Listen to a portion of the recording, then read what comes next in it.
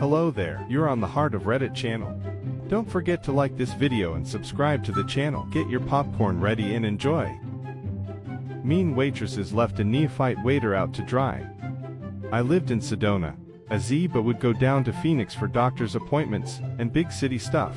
I went to a sushi bar, and my waiter was this poor college-age guy, totally in over his head but trying. He double-checked my order, took forever to get my iced tea, and was running all over the place. Bad service can be aggravating, but he was so panicked I felt sorry for him. I get rattled easily and would be a terrible waitress, so I could sympathize. I could see the female waitresses off in the corner, glaring at him and gossiping. After I ate, he kind of disappeared. He may have been fired at this point.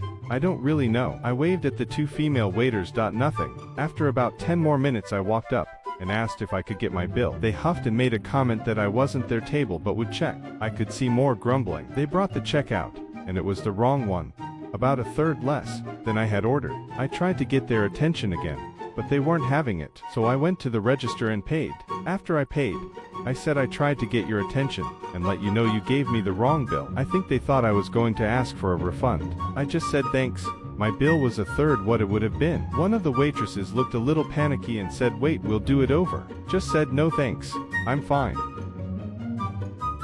Return to office, you say? Well, if you say so.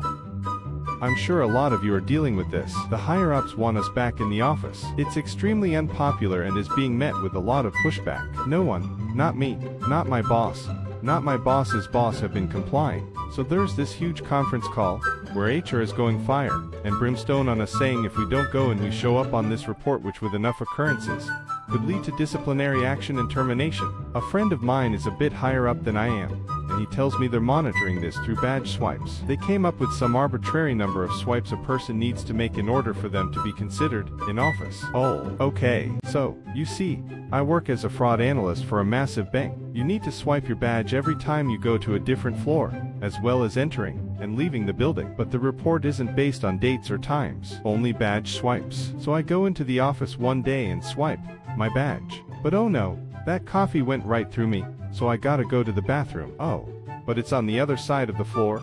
Better cut through the elevators and swipe my badge to get there quicker. Oh, I'm out of water. Gotta go to floors down and swipe my badge to grab water. And then I had to use the restroom again. Then lunch. Then someone on another floor needed to speak with me. Then I needed to return a cable I borrowed, but that person was away from his desk. And so on and so forth. This went on for most of the day. I'm required to be in office to 3 days a week every week. I'm the only person on the report that's been in 4 days a week for my team since January. I've been in office twice. My boss tells me that should work for what I got hired for.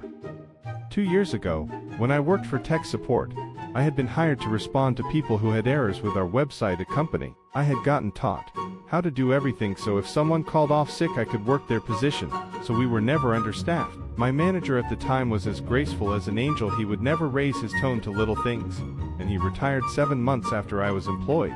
The new boss, we'll call her Karen, however, was another story. One time she had fired one of my co-workers for getting the wrong cake for her birthday, but I was never the one who got in trouble as I wasn't causing any issues, until I started working in a different position. What are you doing up? I'm covering someone's shift. She cut me off. You work as tech support. There are people waiting. Yes, but the shift I'm covering is more important than tech, so. She cut me off again. Do the job you were hired for. Go to the front and do your job. Malicious compliance mode on asterisk. As you wish. I walked to the front desk and do exactly as I was asked. I went to the front, helped everyone there, and when I was done, I sat there doing nothing as I was doing my job, helping with tech issues. About an hour or so later my boss burst in the room fuming. What are you doing up? Well, you see, Karen, I'm doing my job. I was hired for tech support, so I work as tech support. But there are issues at the back op. Come on, help us. I'm sorry, I need to do the job I was hired for, so I can't help you. I smirked. The following day she let me cover someone else's shift, and she worked for tech support.